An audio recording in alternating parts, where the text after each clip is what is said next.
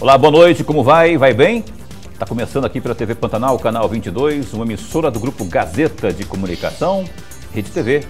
Programa Opinião, programa que começa agora e vai até às 8h30, como sempre, de segunda a sexta, abordando sempre muitos assuntos importantes, aqueles que lhe dizem respeito, os quais você tem interesse, tanto que tem, pode e deve interagir com a gente, como faz sempre ao longo desse um ano do programa Opinião. Aliás, terça-feira que vem o programa faz um ano no ar aqui, graças a você que sempre está aqui conosco, nos prestigiando com a sua valiosíssima, valorosíssima, importantíssima companhia e audiência. Então, Opinião hoje entrevista Michele Alencar. A vereadora Michele Alencar é do Democratas, já esteve conosco aqui depois que se elegeu, não é? E agora volta. É a segunda vez que ela nos atende aqui ao programa Opinião para falar sobre a sua performance parlamentar. Afinal de contas, já estamos em abril e vamos saber o que foi possível, o que está sendo possível e o que não está sendo possível em termos de pleito, em termos de realização lá no âmbito da Câmara de Cuiabá. Antes de pegar o boa noite da vereadora, eu pego o boa noite aqui do meu caríssimo e indispensável amigo, meu caro professor, tudo bem? Boa noite. Boa noite, meu amigo Paulo Coelho, e um grande abraço, mas um grande abraço mesmo a todos os nossos telespectadores, a razão maior do nosso programa. Então, você pode interagir com a gente, como eu disse, por meio do WhatsApp, 99932-2529. Então você manda sua mensagem, sua pergunta em texto, não é? Aqui para o WhatsApp do Opinião, uma pergunta, uma sugestão, uma crítica, um elogio, por que não? E a Michele, vereadora, vai estar respondendo ao longo dessa próxima hora aqui conosco. Vereadora, bom tê-la de novo aqui, não é? Depois de alguns, talvez 3, quase 4 meses de atuação lá, a gente pensou assim, ó, vamos convidar de novo a Michele, porque, afinal de contas, foi eleita também com uma pegada de oposição, depois que soube-se que o Emanuel Pinheiro foi reeleito. E aí eu quero saber como é que estão as coisas por lá, mas primeiramente, boa noite, bom recebê-la aqui. Obrigada, Paulo, boa noite para você, boa noite, professor, boa noite a todos que nos acompanham. Que alegria estar de volta, viu?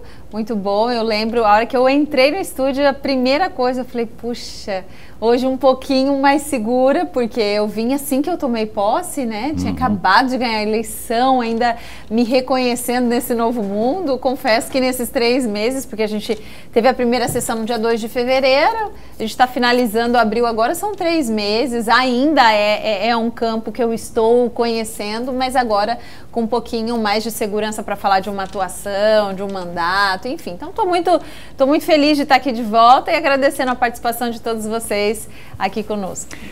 Vereadora Michele, eu vou chamar de você, tá? Porque eu não vou chamar de senhora, porque você é muito nova e a não ser que você faça a questão da liturgia do cargo, do tratamento, né? Não. Mas eu vou chamar de você, com todo respeito, obviamente. Você teve a sua eleição, e teve muito voto com uma bandeira do esporte, né? Trabalhou muito tempo lá na TV Centro-América, no jornalismo propriamente, se dedicando a essa pauta, né? E aqui o estado de Mato Grosso, Cuiabá, por ser capital, tem também as suas carências, tanto no esporte amador, o profissional está aí engateando também por conta da pandemia, ou o amador também. O que foi possível aqui agora, se não tirar do papel, mas colocar já em discussão para que possa daqui a pouco, quem sabe, virar lei?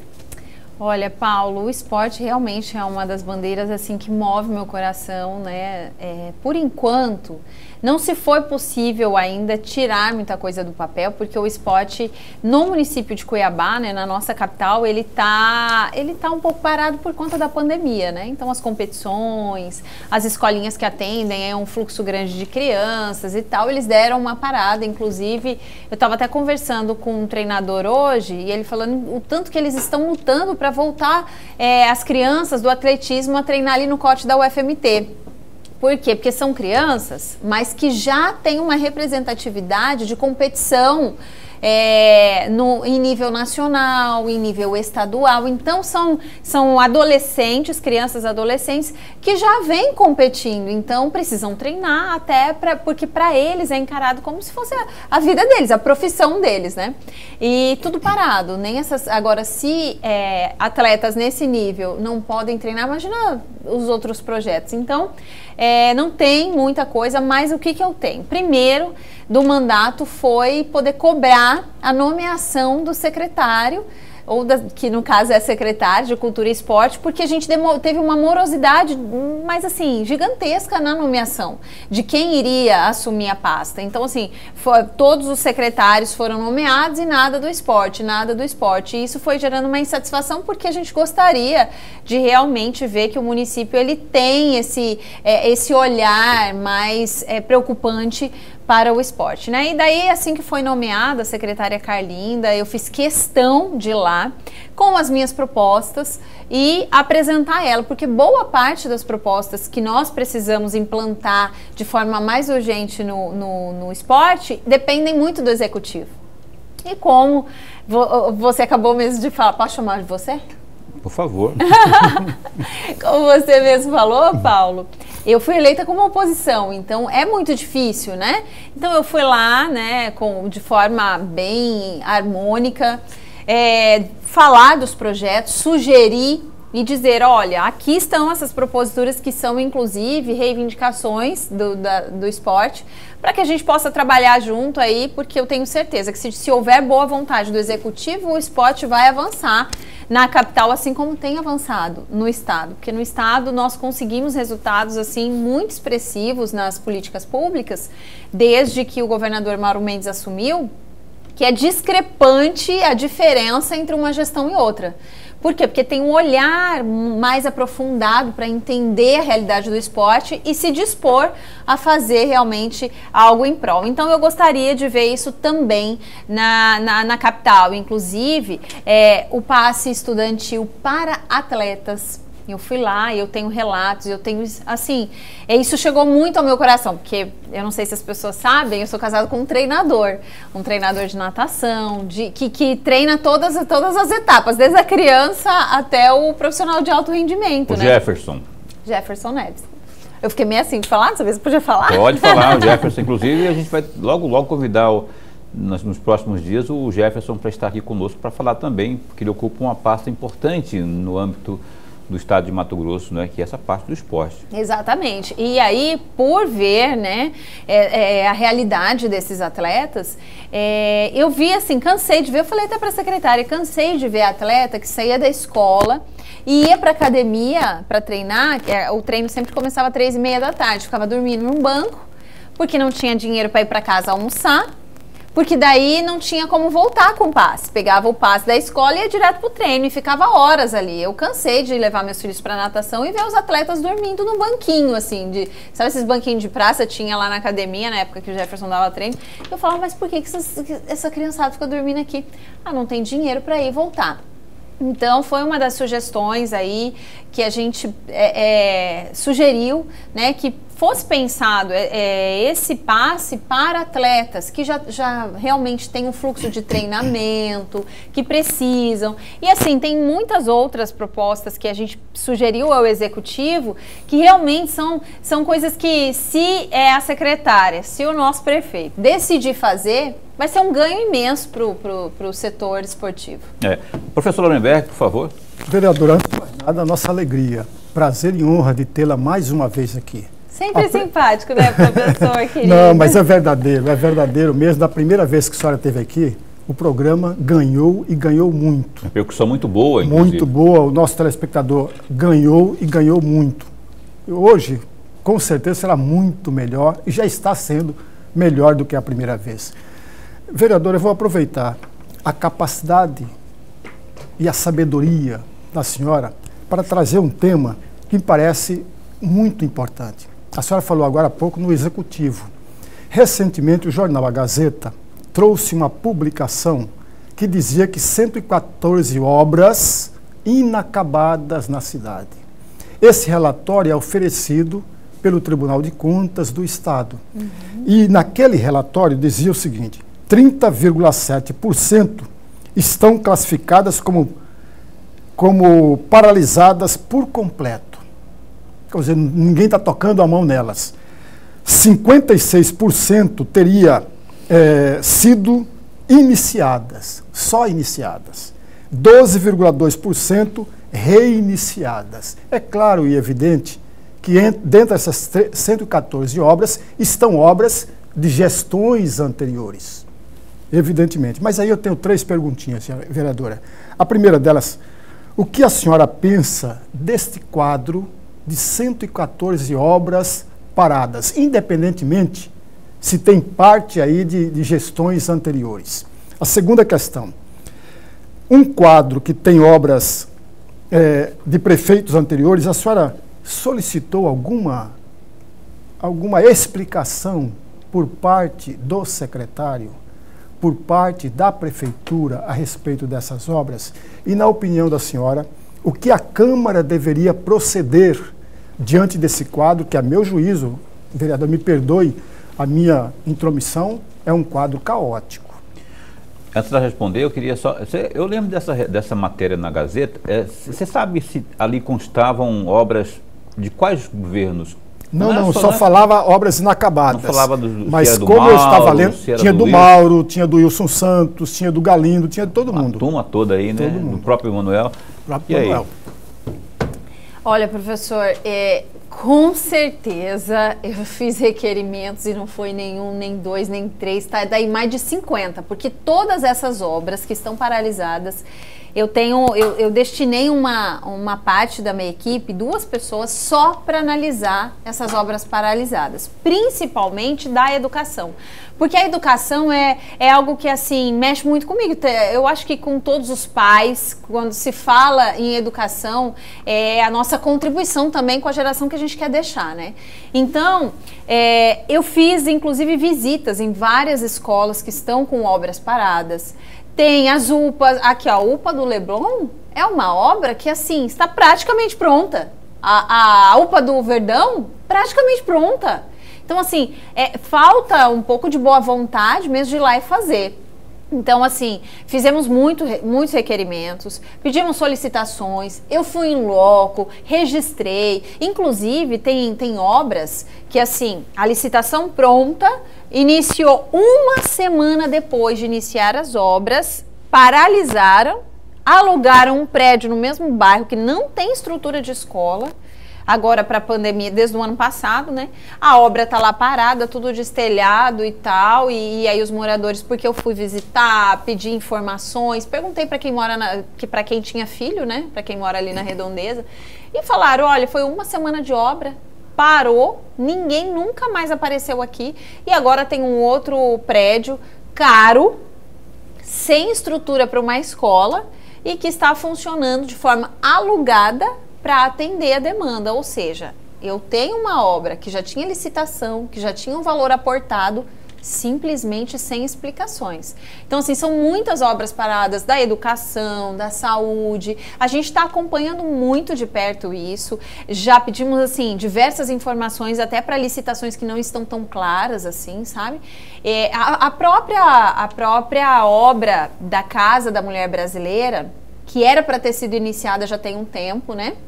E quando eu comecei o meu mandato, já no início eu fui visitar a Secretaria da Mulher para requerer informações, porque há uma expectativa muito grande, né? Tá lá a placa, você passa na frente do terreno, tá uma placa enorme lá, em breve vai ter, mas esse em breve ninguém sabe quando. A secretária me informou que ela falou, na semana seguinte, semana que vem, a gente já vai ter resposta do financiamento e tal, porque é um recurso, também vem um recurso federal, você tem que aprovar um projeto, porque cada município tem um estilo de Casa da Mulher Brasileira.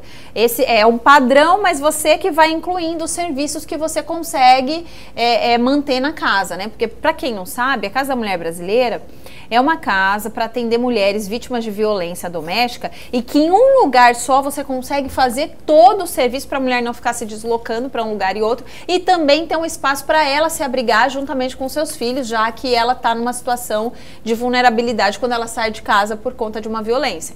Então, até hoje eu não tenho informações disso.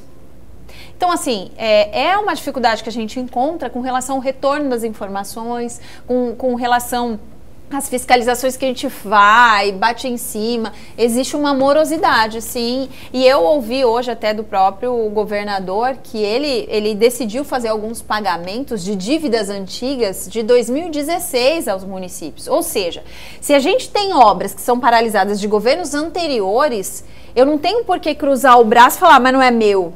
Eu não tenho o que fazer. Se eu estou no cargo, é responsabilidade minha dar continuidade. Até porque, lembremos aí, né, pessoal, o último gestor é o prefeito que hoje, né, conduz a nossa capital. Então, assim, se o problema é da gestão anterior, a gestão anterior é dele. Se é da anterior a dele, então é uma responsabilidade que ele teve 4 anos para colocar a casa em ordem e começar a retomar, né? Mas na prática, então as respostas não têm surgido, não têm voltado, né? Não da maneira que a gente... semana passada eu tive bastante resposta, tive um bolo assim, porque não é porque, de verdade, não quero me gabar nem nada, eu tenho uma equipe muito comprometida, a gente vai atrás, a gente trabalha de manhã, de tarde, de noite, está aqui minha secretária, minha assessora de comunicação, eu cheguei 7 horas, não foi nem eu que falei, né? Ela que falou, chegou 7 horas na Câmara, a gente vai até a noite, e detalhando aquilo que a gente vai fazer, e não é só papelada não, é sair, é ir em loco, é visitar, é querer informação, é visitar onde o prédio tá parado, é visitar para onde foi essa unidade, a unidade de saúde é a mesma coisa. Então, assim, visitamos todas as policlínicas, todas as UPAs, todos os hospitais de referência, entendeu? Então, assim, a realidade a gente está conhecendo. Estamos tendo noção daquilo que precisa ser feito, estamos sugerindo ao Executivo e esperando esse retorno. Ok, olha, estamos conversando ao vivo aqui com a Michele Alencar, vereadora de primeiro mandato, e está aqui conosco ao vivo no programa Opinião, que dá um tempinho para um breve intervalo comercial, não antes sem reforçar que você pode interagir com a gente. Pode e deve, está aí na tela, 99932-2529, WhatsApp aqui, para você mandar sua pergunta, opinião, análise, enfim, esteja à vontade para interagir com a gente aqui. Opinião dá um tempinho e volta já já. Então, a gente retoma ao vivo aqui o programa Opinião nesta noite aqui de quinta, hoje dia 22 de abril de 2021. A você que se liga agora, que está nesse momento ligando aí sua TV, muito obrigado pela sua companhia, viu? Antes de seguirmos aqui com a Michele Alencar, vereadora por Cuiabá, que é a nossa entrevistada de hoje, vamos destacar o que temos de mais importante nesse momento no www.gazetadigital.com.br. A gente sempre começa falando da pandemia, não tem como começar de outra forma. E infelizmente as notícias não são boas. Mato Grosso tem 80 mortes em 24 horas. Fila de espera por UTI está zerada. Mato Grosso notificou 80 mortes pela Covid-19 nas últimas 24 horas, das quais 2 foram de jovens de 21 e 24 anos. Dados do boletim epidemiológico divulgado pela Secretaria de Estado de Saúde, a SES, nesta quinta-feira, apontam que o Estado registra 0 pessoas na fila de espera por unidades de terapia intensiva.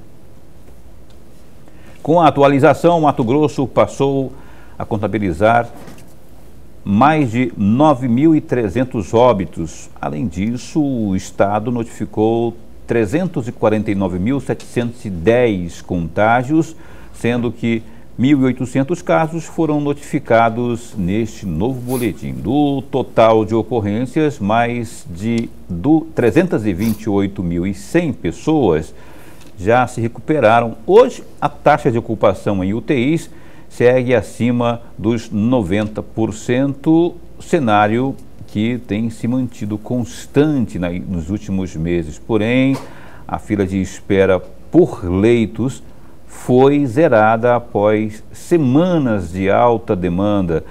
Paralelamente, 51% das enfermarias estão em uso no momento.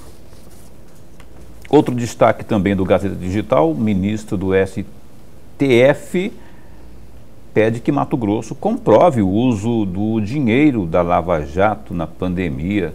O ministro do Supremo Tribunal Federal, o STF, Alexandre de Moraes, determinou que o governador Mauro Mendes, do Democratas, faça prestação de contas de como utilizou R$ 79.000 79 milhões e 400 mil reais recebidos dos recursos recuperados pela Lava Jato, que foram gastos no combate à pandemia da Covid-19 em Mato Grosso. A determinação foi dada na última terça-feira em um despacho para a Advocacia Geral da União e mais 8 estados que também foram beneficiados com os recursos.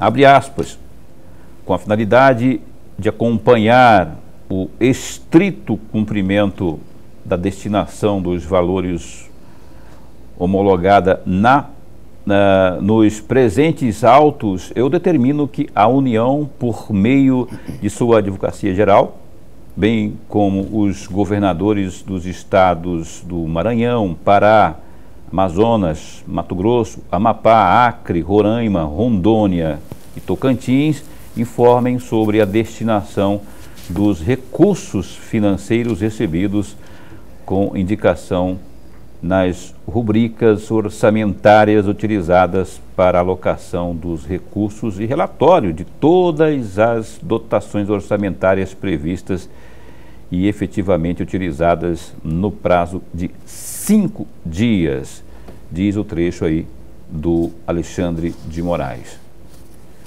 E um último destaque aqui, Caroline, eu quero só dizer o seguinte: a ANEEL aprova aumento de 7,29% na conta de energia em Mato Grosso. A diretoria da Agência Nacional de Energia Elétrica, ANEEL, aprovou nesta quinta-feira, dia 22, reajuste de 7,29% na conta de energia elétrica em Mato Grosso. E com a medida, em Mato Grosso, 1.500.000 unidades consumidoras serão afetadas em todos os 141 municípios do estado. Além de Mato Grosso, a conta também foi reajustada em São Paulo, Mato Grosso do Sul, onde as atualizações são da ordem de 8,24% e 7,28% respectivamente. Mais detalhes você acesse aí, ó, www.gazetadigital.com.br. Ô Lorenberg, e essa primeira notícia que eu li aqui, rapaz, não há de ver que estão botando a faca no pescoço aí do governo do estado, não do estado. A segunda notícia que eu li, né? A primeira foi da pandemia, por conta desse dinheiro da Lava Jato aí. Já não era sem tempo também, né? Tem que falar para onde que foi. Meu amigo Paulo e amigo telespectador, a meu juízo, o gestor público, não importa se é municipal, se é estadual, se é federal, tem que prestar contas. E ele presta contas em 2 oportunidades. A primeira, para o órgão que mandou esse dinheiro. É obrigação. Ora, Paulo, se você trabalha numa empresa e sai a serviço em outro estado, você, quando volta, apresenta relatório do que gastou, do que fez durante a sua viagem. No Brasil, nada disso é cumprido à risca. Portanto, em boa hora, o ministro do Supremo Tribunal Federal cobra um relatório. Para onde foi o dinheiro? É uma obrigação, independentemente, amigos, de governo, A, B ou C. Tem que prestar contas. Presta contas ao órgão que caminhou o dinheiro, que foi, no caso, foi o judiciário, né? E presta contas à população, que precisa saber. A população precisa acompanhar todos os passos dados pelo gestor público. Aliás, Norberto Bobbio, que era, porque morreu há mais de 10 anos, um jurista italiano, ele tem um livrinho chamado Futuro da Democracia. E numa parte desse livro, que é importantíssimo, ele disse, com todas as letras, na democracia o governo tem que ser visível, nada por debaixo do tapete, nada por debaixo do pano, tudo às claras, para que as pessoas possam acompanhar todos os passos dados pelo gestor público. Se você me permite... Eu permito e ia fazer a pergunta para você fazer aí um adendo nisso aí tudo. Se me permite, como o assunto está muito pertinente, falando de prestação de contas do Estado, enfim, eu acredito tanto que é dever do gestor prestar contas a quem lhe forneceu e tá para a população que também espera para onde esse dinheiro está sendo aplicado, de que forma está sendo aplicado, quando e como. Eu tenho um projeto de lei que foi apresentado já, que fala da transparência, do portal Transparência para os recursos do Covid, no âmbito municipal. Por quê? Porque é muito difícil para nós, quando a gente quer entender a realidade, porque a gente sabe que vem muito dinheiro para o município de Cuiabá, porque é a capital do estado, né? Então, obviamente, a destinação dos recursos estaduais vai de acordo com o ambiente. Então, se você tem municípios menores, é um recurso menor. Se você tem municípios maiores, um recurso maior. Então, para a capital, que inclusive abraça um fluxo de toda a Baixada Cuiabana no quesito saúde, então vem um recurso bem maior para a capital. E nós temos dificuldade em saber quando chegou esse dinheiro, para onde esse dinheiro foi, que transparência, a gente não tem hoje uma transparência na destinação do recurso, porque para onde ele foi aplicado, quantas UTIs utilizaram esse recurso, porque a gente tem as UTIs que foram abertas também do estado, do município, tem as terceirizadas, então foi um projeto que eu apresentei e espero que tenha essa sensibilização dos parceiros, dos nobres pares vereadores, para que haja aprovação, porque isso é papel do vereador fiscalizar, mas não tem como a gente fiscalizar se a gente não tiver uma transparência nos recursos, né? Então eu acho de suma importância, por isso até pedi a palavrinha, Lorenberg, porque eu acredito muito que isso é fundamental. Ô Michele, o Emanuel Pinheiro, aliás, o Emanuel Pinheiro, prefeito de Cuiabá, vai estar conosco aqui terça-feira, dia 27, está confirmado, viu? Vamos apertar ele também sobre esses números aí, portal Transparência, não é porque o programa vai estar fazendo o aniversário, nós não vamos pegar leve, não, vamos evidentemente cobrar, perguntar, porque perguntar não ofende, pelo menos até agora, a não sei que o Alexandre de Moraes diga que não pode mais, aí a gente, olha só, o Emanuel Pinheiro, quando da campanha, ele dizia que na primeira onda da pandemia, ele tinha, do dinheiro que veio da União, separado 38 milhões para uma eventual segunda onda que veio, né? Que estamos, infelizmente, passando por ela. Esses 38 milhões, no portal Transparência, tem rastro dele? Você sabe para onde que foi? Tá? E o dinheiro que veio depois, para onde que foi aplicado? Onde que foi aplicado? Então, por isso até, Paulo, que eu propus, né, o portal Transparência Covid, porque a gente não tem claramente essas informações, a gente tem que ficar pesquisando, entendeu? Entra num lugar, isso não está claro. Então, se eu que sou vereadora tenho dificuldade, imagina a população. Você não sabe nem direito onde você entra, não tem uma clareza nas informações, né? Uhum. Então, até por isso que a gente tem dificuldade de saber exatamente. Não tem essa informação, então. De forma clara, não. E sobre a vacina propriamente, o processo de vacinação, houve uma comparação recentemente, Lorenberg, não sei se você acompanhou também, alguém que fez um parâmetro entre Cuiabá e Campo Grande. Uhum. Eu. Você fez? Sim. Eu vi várias pessoas fazendo. E aí, porque aqui os pontos de vacinação eram pouquíssimos, enquanto lá em Campo Grande, muito. 60. E aqui 60. Tinham 2. Amanhã, 61 já? Aí, ó, 61. Amanhã, inclusive, não sei se é a Prefeitura, mas a Assembleia Legislativa vai estar inaugurando também um ponto de vacinação lá. Uhum. Eu acho que a Prefeitura está junto porque o Emanuel marcou presença também lá nesse evento. Até porque a imunização em Cuiabá é de competência do município mesmo, né? E aí, como é que você está vendo essa... Cabe a você e aos demais 24 lá do parlamento fiscalizarem, né? Como é que está sendo, acompanhando esse processo aí e as respostas da cobrança, como é que tem sido? Olha que esse é um assunto que de fato eu tenho acompanhado diariamente. Assim, os números eles vão se alterando todos os dias, né? O número de vacinados, doses, agendamentos. E foi uma luta muito grande para a gente conseguir melhorar essa questão da vacina, porque existia um ponto. Quando eu fiz a primeira comparação com Campo Grande, até porque eu sou de lá e a minha família, eu percebi que a minha família estava sendo vacinada lá, meu avô, minhas tias, e eu falei, ué, gente, o que está acontecendo? Por que lá avança tanto E aqui a gente tem um ponto, e foi quando eu falei com vereadores, eu falei com a prefeitura de Campo Grande para entender, né, como funcionava lá. Então, na época que eu falei, já era 61 pontos. 61 pontos, enquanto em Cuiabá nós tínhamos 1 ponto. E aí eu trouxe dados atualizados, porque a justificativa era que Campo Grande recebia muitas doses e era muito diferente da nossa realidade aqui, que aqui não iriam descentralizar, porque a gente não tinha doses suficientes para manter esses pontos, né? Ora, qual que é o objetivo? É a gente ter muitas doses ou a gente vacinar o quanto antes a nossa população?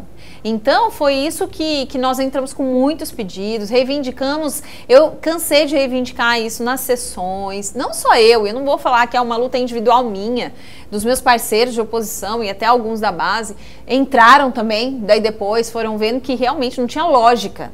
Quando a gente começou a essa batalha, todas as pessoas, por mais assim, apoiadores da gestão que seja, começaram a perceber que estava ficando muito difícil apoiar um ponto de vacinação para uma capital que está com altíssimos índices de contaminação.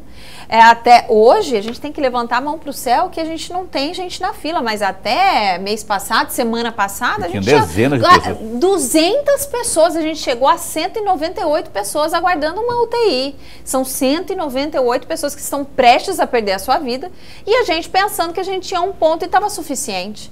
Então a gente começou a bater em cima, por quê? Porque era um único ponto com aglomeração, que pessoas saíam de lá do Pedra 90 enquanto a gente estava vacinando pessoas de 70, 79 anos, pessoas que estão já num grupo de debilidades, já são pessoas mais suscetíveis. Você imagina a pessoa sair e pegar 3 ônibus para chegar no ponto de vacinação, você já tá oferecendo para ela todo o ambiente propício até para ela se contaminar. Porque dentro do ônibus a gente sabe que tem aglomeração, é uma outra luta minha, e daí você chega lá aquele monte de gente tudo junto, então não tinha lógica. Então eles ampliaram aí para 4, hoje a gente tem 4 pontos, que também gerou uma certa dificuldade, porque nesses 4 pontos a pessoa não tinha o direito de escolha, e tinha gente que morava do lado do Centro de Eventos Pantanal, estava sendo encaminhada para o SESI Papa, estava sendo encaminhada para o UFMT, e olha que a UFMT inicialmente era só para profissionais da saúde segunda dose, depois eles ampliaram para os idosos da segunda dose também, mas virou muito incerto, né? O único ponto que a gente vistoriou na semana de abertura, que estava funcionando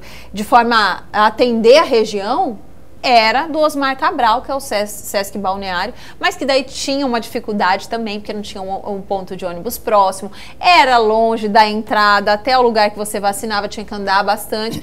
Aí todos esses ajustes, a gente sugerindo a secretaria, falando diariamente com a secretária Ozenira. Hoje eles já fizeram uma adequação, que tem um ônibus específico para buscar as pessoas da região, para levar as pessoas até o local de vacinação.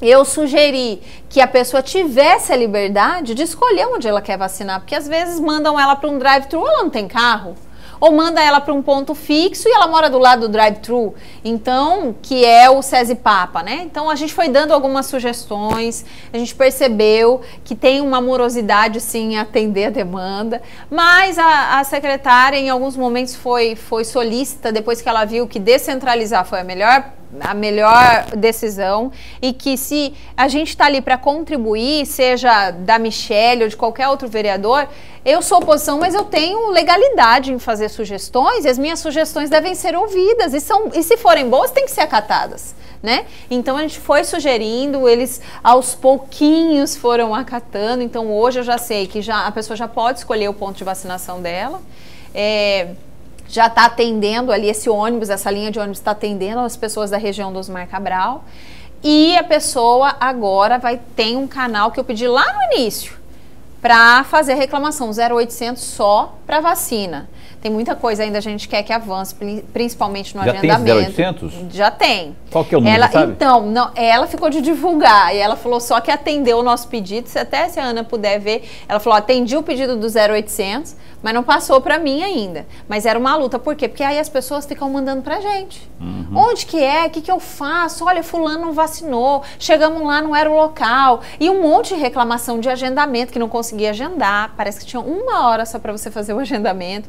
Então, e todas essas informações eu não tinha as respostas. Quem tem a secretaria tem que responder, né? A Luciana Zamproni, que é a secretária da Mulher do município, né, responsável pela Secretaria da Mulher, hoje ela postou no grupo do programa Opinião uma matéria que dizia o seguinte, eu vou só ler a manchete aqui: Cuiabá é uma das cidades brasileiras que já apresenta queda nas mortes por Covid-19, reproduzindo aí uma matéria do jornal O Globo, que está circulando nessa quinta-feira aí, que mostra aí uma queda aqui no que diz respeito ao município de Cuiabá, né? Que houve uma queda, não vou ler aqui a matéria, né? Mas você pode entrar aí, então, tanto no site do Globo, como aqui no estado eu vi MT de Fato, o site MT de Fato, reproduzindo essa matéria aí, dando conta de que Cuiabá aí, então, segundo a matéria, a reportagem, é uma das cidades brasileiras que já apresenta queda, uma queda, imagino, pequena, pelo que a gente observa e noticia, não é? Lorenberg. Vereadora, eu vou aproveitar ainda um pouco mais a sua capacidade e a sabedoria para trazer, assim, para trazer uma reflexão da senhora, porque hoje foi publicado uma matéria, uma pesquisa da USP, da Universidade de São Paulo, que trata exatamente sobre a desigualdade. E foi registrado no país que nós vamos ter 61,1 milhões de pessoas que vivem na pobreza e 19,3 milhões na extrema pobreza. Se nós pegarmos 2019, em 2019, a camada de pobres no Brasil era de 51,9%. Subimos para 61,1 milhões de pessoas. Na extrema pobreza era de 13%, subimos para 19%. Ou seja, estamos subindo cada vez mais. Cuiabá não é uma ilha, ela faz parte desse contexto. E aí vem a pergunta que eu vou fazer para a senhora. O que, na opinião da senhora, deveria fazer a Câmara cuiabana? Deve ou não discutir esse estado de pobreza e de extrema pobreza que atinge o morador de Cuiabá, ou não? A Michele Alencar vai responder a essa pergunta do Lorenberg após o intervalo comercial, porque não é uma pergunta a responder assim, né, rapidão, ela tem que ter o seu argumento. E a gente volta após o intervalo comercial, dando continuidade aqui à entrevista com Michele Alencar, vereadora por Cuiabá, em um instante só. Ok, a gente retoma aqui a entrevista ao vivo nesta noite de quinta com a vereadora Michele Alencar, do Democratas. O Lorenberg Alves, meu parceiro de sempre, ele deixou uma caprichada pergunta aqui para Michele responder, e como ela é caprichada, merece então uma resposta caprichada sobre a pobreza, extrema pobreza. E aí o papel da Câmara foi a pergunta dele. Você lembra da pergunta? Lembro, eu falei, senhora, lembro. A senhora lembra da pergunta? Ué, mas você tinha feito um pacto que ia me chamar de você, mas agora já mudou? Mas aí dependendo da pergunta, você muda para a senhora ou para você. Fazer média com a entrevista. Mas o Lorenberg está chamando toda hora de senhora. Não, mas a gente varia de vez em quando. Lembra da pergunta, né? Lembro. Esteja à vontade então, Lembro, por sim. favor. Então, com relação ao papel da Câmara, é uma preocupação. Esse tema, professor, não está passando batido, porque a gente tem dados reais disso. E eu tive esses dados até ano passado, durante a minha campanha, onde eu fiz um histórico da população de Cuiabá, né? Então, assim, é uma preocupação, até porque, como vocês acompanham, assim, eu até era bem engajada nas causas sociais, né? Então, o que eu já propus à Câmara?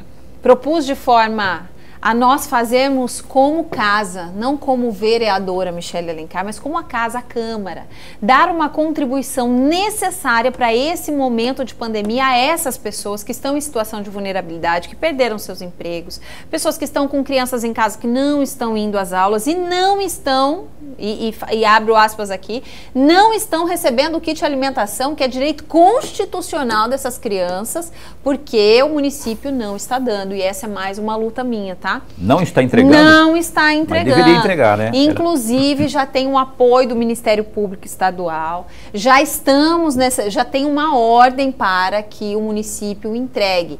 Inicialmente não ia entregar para ninguém, depois falou, não, tudo bem, então vamos entregar só para quem tem o Bolsa Família. Mas a realidade da população é diferente dos últimos anos. Hoje tem muita gente precisando e que nem estava cadastrado no Bolsa Família, até porque a Constituição diz que a criança matriculada na escola, ela tem direito à alimentação.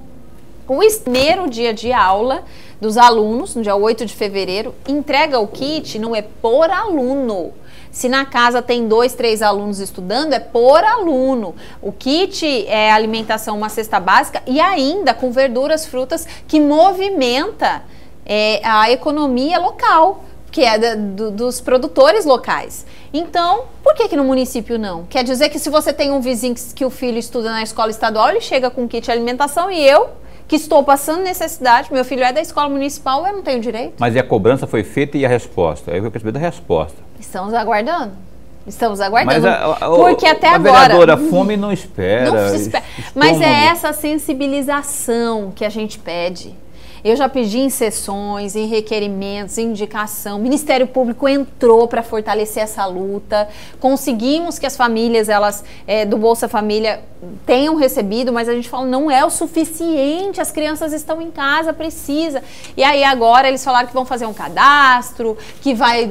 Eu estou recebendo um monte de reclamação. Mas voltando à pergunta aqui do professor, qual que foi a minha sugestão? Que assim como a Assembleia fez a sua doação, nós fizéssemos uma doação. Primeiro ponto de sugestão da minha parte para casa. Vamos fazer, com uma parceria com o Executivo, a gente doa os nossos recursos de emendas parlamentares e parte do 10º, doa para um auxílio cuiabano.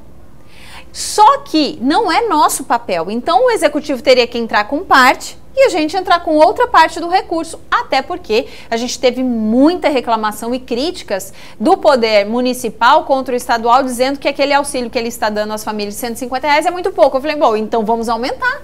Dê ao município, então, pelo menos R$300, com mais R$150 já melhora, então. E a casa ajuda, a Câmara ajuda com esse aporte financeiro, com essa doação.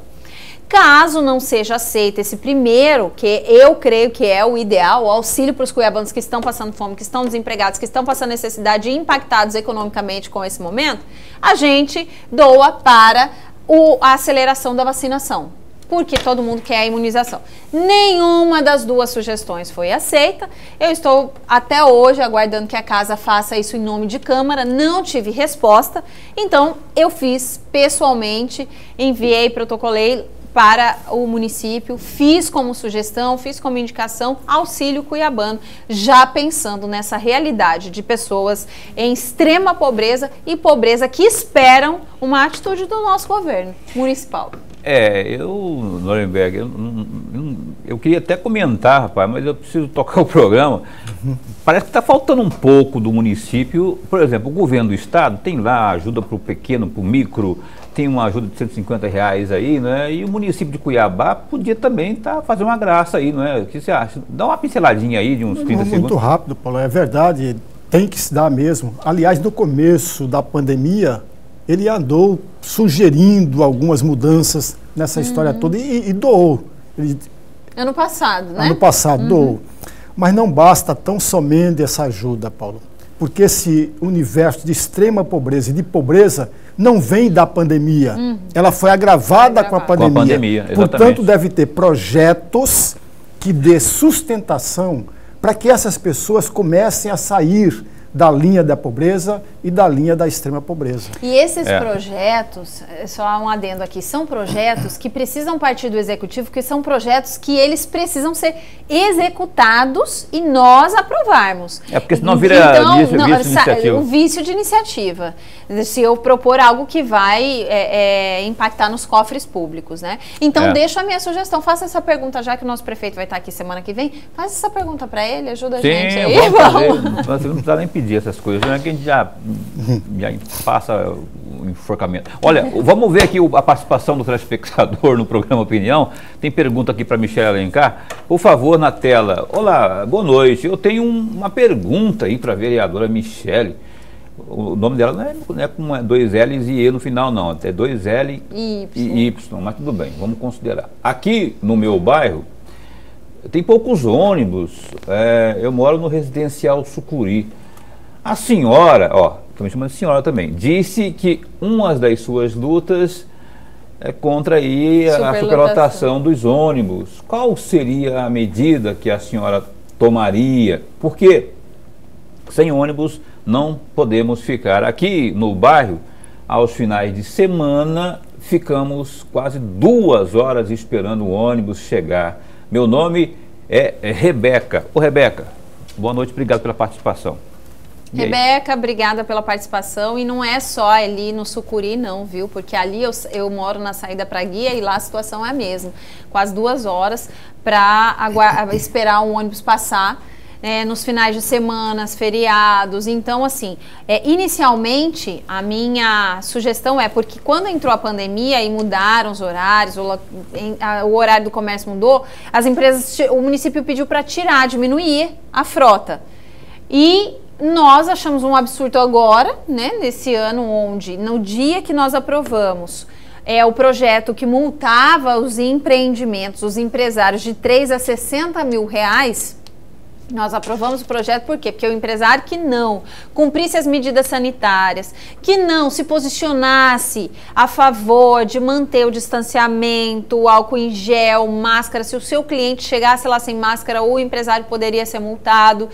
Quando nós aprovamos isso, nós fizemos uma emenda. Eu e o vereador Dilemar fizemos uma emenda. Ok, vocês querem multar os empresários de todo o setor comercial, de todo o nosso comércio com isso. E os ônibus, que tem superlotação, que não tem medida de biossegurança, que tem a maior aglomeração, eles não vão ser multados? Então a gente propõe que a mesma multa, a multa máxima de 60 mil reais, possa ser aplicado para as empresas que não aumentarem a frota e não diminuírem a aglomeração. Não faz sentido medida restritiva sem que se aumente aí o número de ônibus nas ruas, especialmente em bairros longínquos como esse lá no Sucuri, E ali tem um bolsão eu conheço o Sucuri ali, tem muitos bairros ali que dependem, e ali é distante do centro.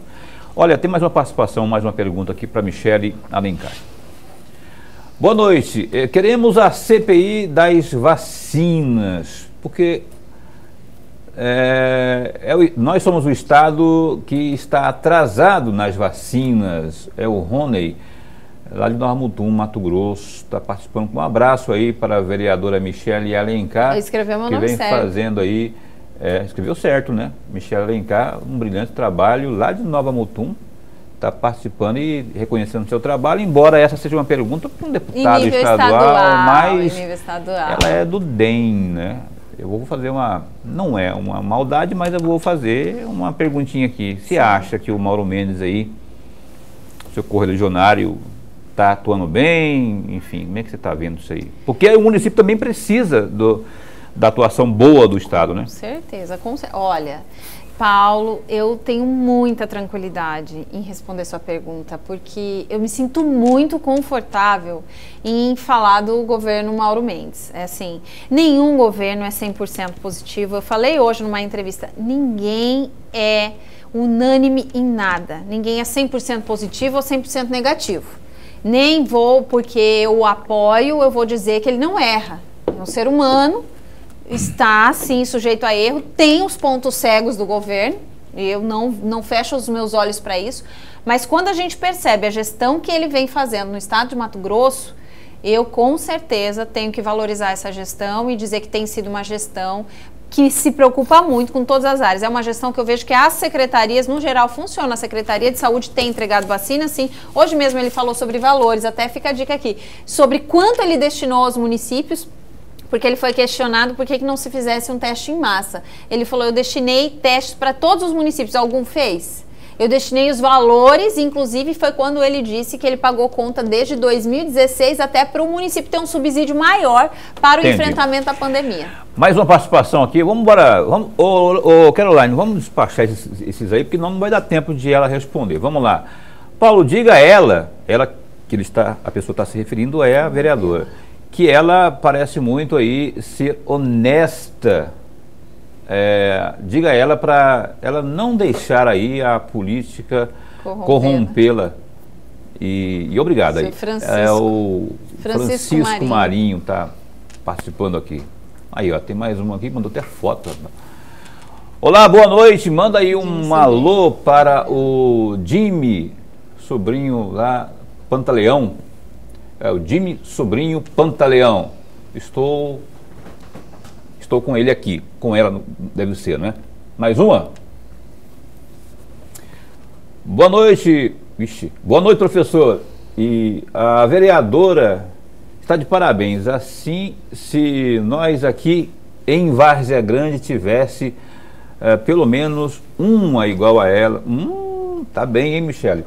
Atuante. Por isso que os vereadores de Cuiabá querem caçar o mandato dela, porque ela está fazendo o que os outros não têm capacidade de fazer. O Eduvaldo Carlos, lá do São Mateus. Passando para elogiar aí a vereadora Michele Alencar por vestir a camisa das pessoas com deficiência através da fiscalização dela. Começamos a receber aí os insumos básicos que há muito tempo a Secretaria de Saúde do município não estava repassando para os cadeirantes. Acabou, né? Verdade. Acabou? Foi uma luta aí que nós Caroline, conquistamos. eu estou só esperando você. Bom, deve ter acabado. Se tivesse, me chama aqui, Caroline, que eu estou no ponto aqui, viu? Você vê que tem situações aí de elogios, né? Esse negócio aí de... É verdade, estão querendo caçar seu mandato lá na Câmara? Aquele negócio lá do vídeo lá. Não, e tem um negócio do vídeo agora também. Eu estava esperando você tocar no assunto. Não, eu só toquei no assunto por conta dessa pergunta, te juro por Deus. Não, jamais. Eu tive todo o apoio até da maioria dos vereadores, né? Eu acho que ele se referiu àquele pedido de cassação. Sim, lá no início do ano e tal, né? Que inclusive na justiça é totalmente infundado. Mas a questão da dancinha... Primeiro quero agradecer, né, gente? Todos vocês que estão participando. Muito obrigada pelas mensagens carinhosas, de apoio.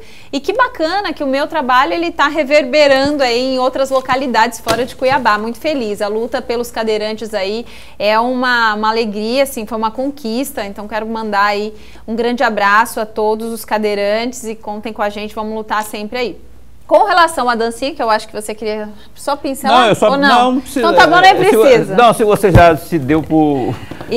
A resposta foi essa, que a pergunta foi, né? Foi até um adendo aí sobre a dancinha. Você falou que não é por isso. Não, que jamais. Foi um Até equívoco. porque, para você caçar um mandato, não é uma dancinha, né, gente? De 3 segundos que vai... Isso daí seria a coisa mais absurda. Apesar que eu não me surpreendo com nada na política, mas não por isso, eu tive todo o apoio. E você que esperava que ela fosse dançar aqui, não vai dançar. Não vou dançar. A gente já está terminando o programa já. Eu quero que só responda 2 perguntinhas, cada uma com 30 segundos. Eita, Pedro. Lixão. Eu sei que só tem uma proposta aí, um engajamento nesse sentido. O que tem lá tramitando nesse sentido? Nós organizamos um movimento para discutir o nosso lixão, as políticas para a transformação dele em aterro sanitário. Se vocês não sabem, Cuiabá é a única capital do Brasil que ainda tem um lixão. E nós, assim, preocupados, né, com os catadores, eu já vim desde o ano passado conversando, esse ano comecei o meu mandato ouvindo os catadores. Nós nos reunimos num grande movimento que está tomando força cada vez mais. Amanhã a gente tem uma reunião, inclusive, com o prefeito, e esse movimento para discutirmos, e aí uma das nossas reivindicações, nós pedimos algumas medidas emergenciais para os catadores, e um dos pedidos era o auxílio emergencial de R$500 para os catadores. Ele sinalizou que parece que vai pagar. Tomara, hein, tomara. A última é sobre a reunião que houve hoje para tratar de VLT lá no governo do estado. Saiu de lá com algum encaminhamento? Como é que foi? Então, na verdade, foi para ouvir a Câmara, né? O presidente Juca gostaria de ser ouvido, e ali ele apresentou para nós, tecnicamente, os pontos que distinguem entre um e outro, e por que o governo tomou decisão pelo BRT. E está muito claro que é a melhor posição, está muito claro que é a melhor decisão, uma decisão corajosa, porque todo mundo gostaria e esperava que o governador tomasse uma decisão. Ele tomou pautado em princípios técnicos, pautado em estudos que realmente vão favorecer com que essa obra ela seja concluída.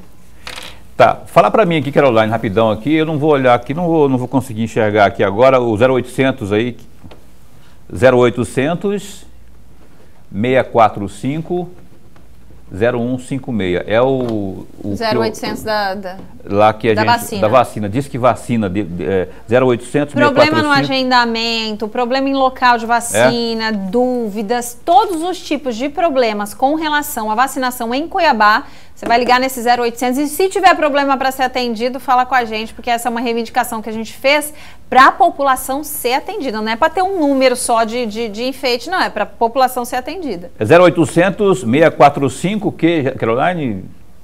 0156, 0800 645 0156. Michele Alencar, a gente não tem mais tempo para mais nada, a não ser para agradecer a Vossa Senhoria por ter vindo mais uma vez aqui, viu?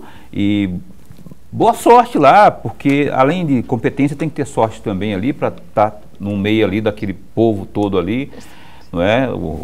Enfim, não vou nem poder falar, mas enfim, que a senhora possa, você, a senhorita, possa ter sorte e competência para corresponder aos votos que teve. Obrigado por ter vindo. Muito obrigada, Paulo. Muito obrigada, professor. Obrigada a todos aí de casa. Obrigada àqueles que estão comigo fazendo desse mandato um mandato de muito trabalho, muito coerente, com posturas que eu acho que é aquela com aquelas que a população espera, né? Me elegeram esperando que houvesse um enfrentamento e eu estou me esforçando muito para que esse enfrentamento seja diário, seja eficaz. Então, muito obrigada. Estão aí convidados a fazer parte desse mandato, me comuniquem aí pelas redes sociais, a gente tem a rede social como uma porta aberta para vocês entrarem e fazerem parte. Então, muito obrigada. Michele Alencar, vereadora por Cuiabá, que veio aqui hoje receber elogios, que ela recebeu de elogios aqui, e a gente não tem nada com isso, as pessoas mandaram elogios aqui, até de fora do município, enfim, ela esteve conosco nesta noite aqui de quinta. Lorenberg, a gente se encontra amanhã nesse bate-canal, no mesmo bate-horário. Com certeza. A gente entrevista amanhã o presidente do Sindicato dos Trabalhadores da Educação de Mato Grosso, Valdeir Pereira, que é o presidente do Sintep. Volta ou não voltam às aulas presenciais? A gente vai discutir sobre isso. A Michele quer que volte. E então, enquanto marcado às 7h30 da noite desta sexta aqui no Opinião. Fica bem, fica com Deus também.